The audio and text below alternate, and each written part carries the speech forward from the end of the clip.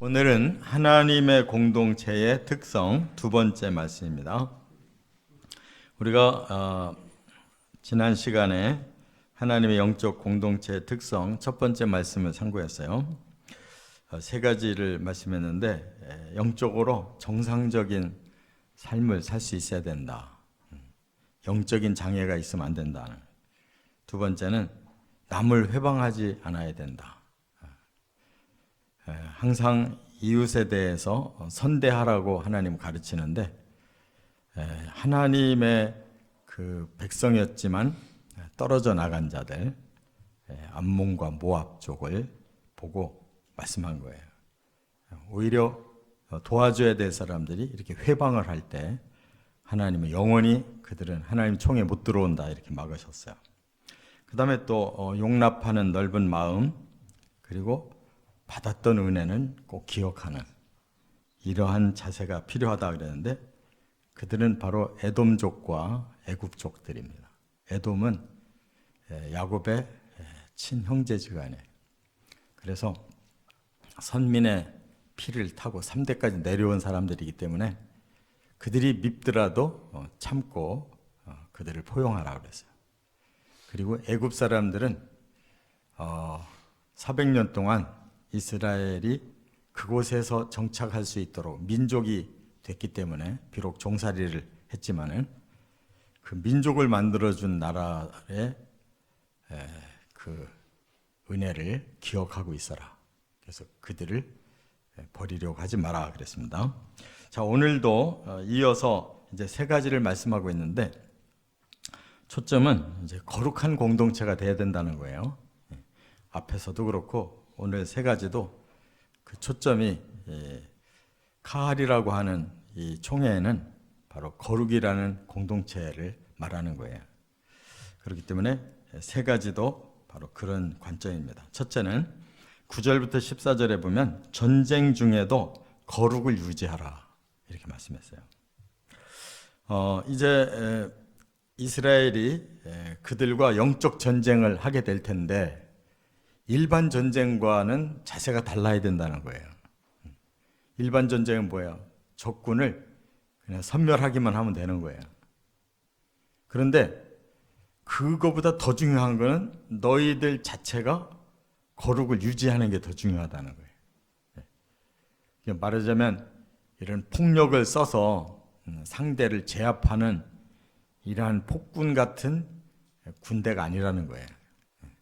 하나님을 모신 거룩한 군대로서 그 마음이 거룩해 있어야 하나님이 이기게 해주시겠다. 그거예요.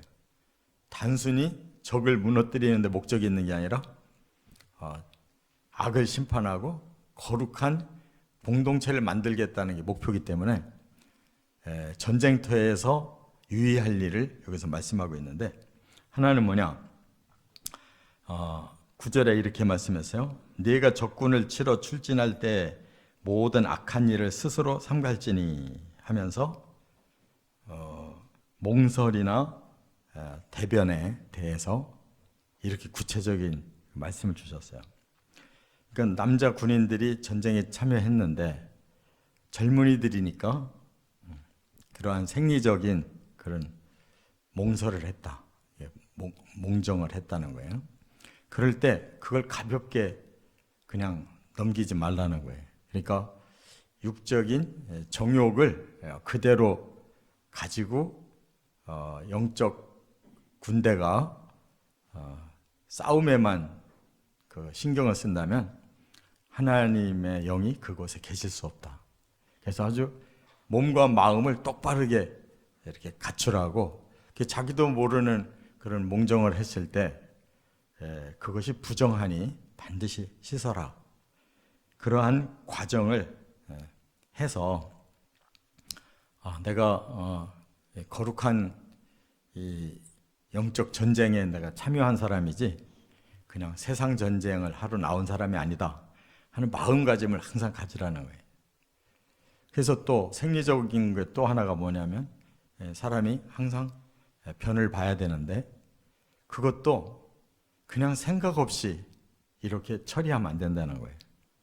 그래서 여기는 하나님이 계신 곳이다 라고 하는 생각을 한다면 네가 성소에 들어가서도 엉뚱한 짓 하지 않잖냐. 그와 똑같이 여기를 하나님이 모신 큰 거룩한 공동체다. 그러니까 그런 것까지도 이걸 뭐 단순히 위생적으로 처리하라는 뜻이 아니에요. 영적인 자세로 이곳에 하나님이 함께 계시다라는 그러한 영적 임재를 느낀다면 그런 일도 아주 철저하게 그 원칙대로 이렇게 잘 처리를 해서 하나님을 모시는 마음이 없어지면 안 된다는 거예요. 그러니까 우리가 신앙생활 할 때 교회 와서는 거룩해요. 그런데 나가면 나는 사회인의 한 사람이야. 이런 생각이 강해요. 그러면 교회 왔을 때 그 거룩한 영성이 사라지고 사회생활 할 때는 똑같이 한단 말이에요. 그들과 똑같이 해요.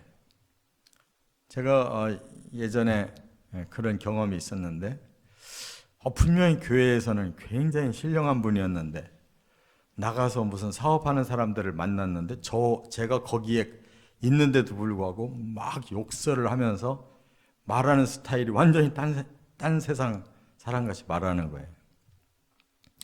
내가 아주 다시 보였어요. 아니 저번 교회에서 항상 신앙생활을 같이 하던 아무개가 아니고 이거 완전히 세상 언어로 그냥 자기들끼리 통하는 막 그런 마구잡이로 그렇게 그게 이제 습관이겠죠.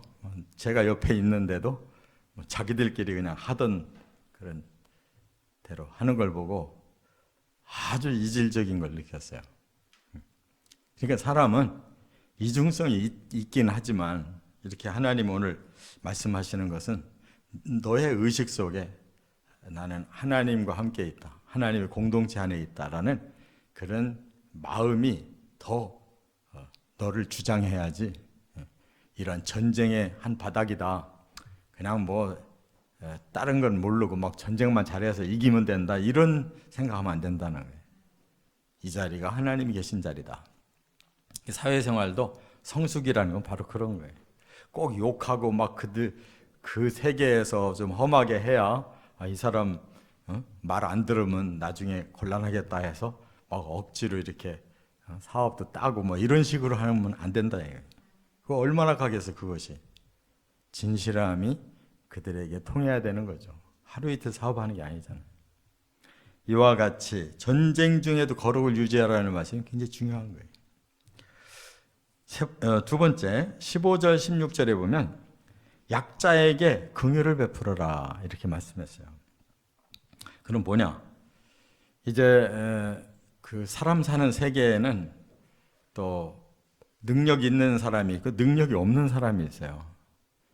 처음에는 다 자유인으로 출발했는데 살다 보니까 뭐가 부족해도 부족한 사람들은 다 그 표가 나요. 그래서 결국은 있던 재산 팔아먹게 되고 나중에 자기 몸까지도 팔아서 종이 됐다는 거예요. 그런 종의 신세가 된 사람에 대해서 어떻게 대해야 되느냐. 15절에 종이 그의 주인을 피하여 내게로 도망하거든 너는 그의 주인에게 돌려주지 말고 내 성읍 중에서 원하는 곳을 택하는 대로 거주하도록 하고 압제하지 말라. 종이 도망갔어요. 근데 우리가 사는 지역으로 왔단 말이에요. 멀리 딴 지역에 살던 종인데 종살이가 힘들다고 그래서 주인 몰래 도망 나왔어요. 우리 지역에 왔어요.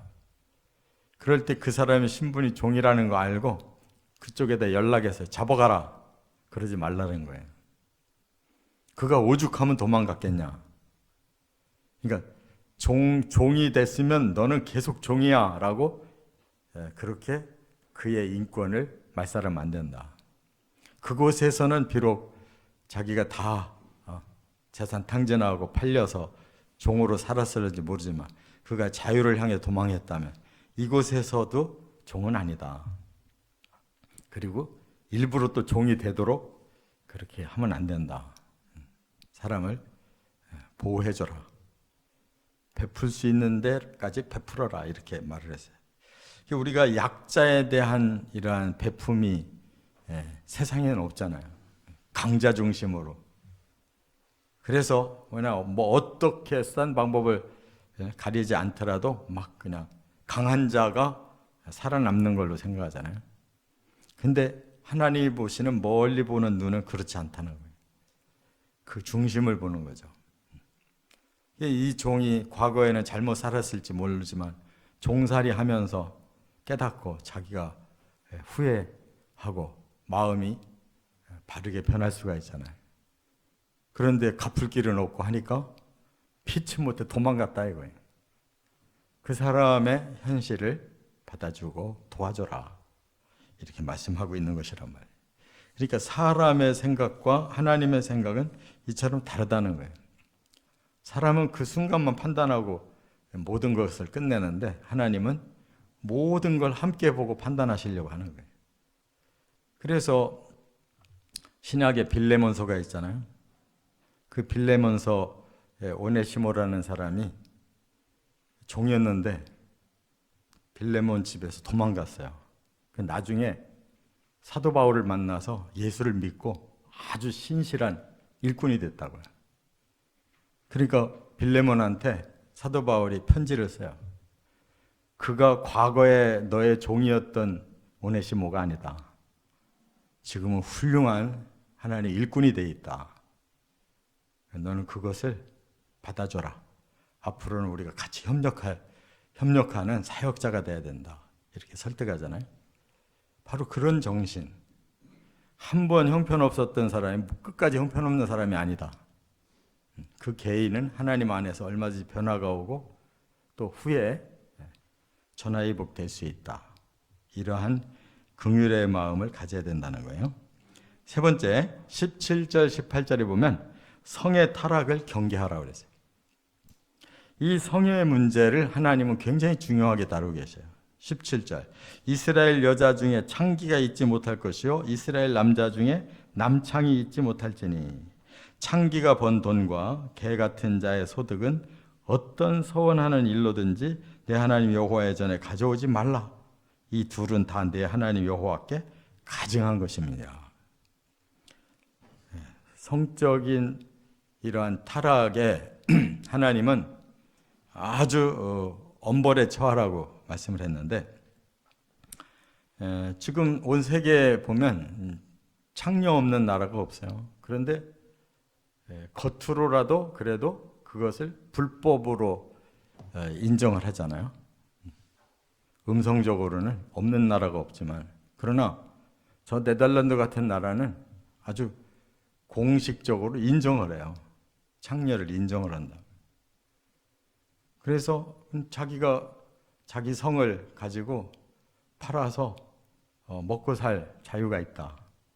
권리가 있다 해서 직업으로 인정해 준다. 그런데 언뜻 보면 인권이 굉장히 존중되는 세상이구나 이렇게 보잖아요. 그러나 사람의 존재는 그러한 몸을 이러한 성을 도구로 해서 먹고 사는 그렇게 사람이 살려고 한다면 이건 영혼이 타락한 거라는 거예요. 사람의 도리가 있다는 거예요. 그런데 일반적인 세상의 사상은 그래 무슨 방법이든지 자기가 먹고 살 권리 있는데 그 인정해주고 또 성적인 욕구가 또 그렇게 남을 강간하고 하는 것보다는 차라리 돈 주고 그렇게 푸는 게 낫지 않냐라고 그 사람들을 굉장히 이해하는 것처럼 이렇게 정책을 피면 지금은 굉장히 자유롭고 좋은 세상 같은데 다 타락하는 거라고요. 그 나라가 굉장히 기독교가 과거에 앞섰고 유대인들이 들어가서 굉장히 그 서인도 그 제도에 굉장히 해상 무역에 발달했던 나라예요. 지금 다 타락했어요. 이와 같이 그 역사가 증명을 하는 거예요. 사람들의 마음이 굉장히 민주화, 자유화. 사람이 최고다. 사람이 누릴 수 있는 걸 모두가 함께 누려야 된다. 겉으로는 굉장히 자유한 나라 같이 됐지만 영이 다 타락했단 말이에요. 하나님 다 떠난 거예요. 그래 가지고는 영혼이 타락하면 짐승만도 못한 겁니다. 짐승도 성의 질서를 지켜요. 한 번 짝을 맺으면 평생을 해로하는 짐승들이 있어요. 그런데 하물며 사람이 성을 자기 먹고 사는 도구로 팔면서 산다는 것은 이건 타락하지 않으면 그럴 수가 없다는 거예요. 직업이 어떻게 그거밖에 없겠냐고. 이와 같이 하나님은 이건 가증스러운 일이다라고 말씀했고, 이스라엘 백성 중에는 창기는 없다. 인정할 수 없다는 거예요. 이와 같이 하나님이 영적인 관점에서 사람이 올바른 그런 사상을, 가치관을 가지고 살게 하려고 이 성을 대단히 경계하고 있다는 거예요. 성이 개방되면 다 망하는 거예요. 과거의 제국들이 그래서 다 망했어요. 남의 나라의 침략을 받고 망한 게 아니라 자체가 부패해서 망했다고요. 그것을 우리가 이 하나님의 목적을 위배하면 어떻게 세상이 타락하는지를 깨달아야 된다. 그런 말씀입니다. 저나 여러분이나 이처럼 전쟁 중에도 거룩을 유지하라. 약자에게 긍휼을 베풀어라. 성의 타락을 경계하라. 이거는 영원한 하나님의 법임을 깨닫고 순종하는 공동체 되시기를 주의 이름으로 축원합니다.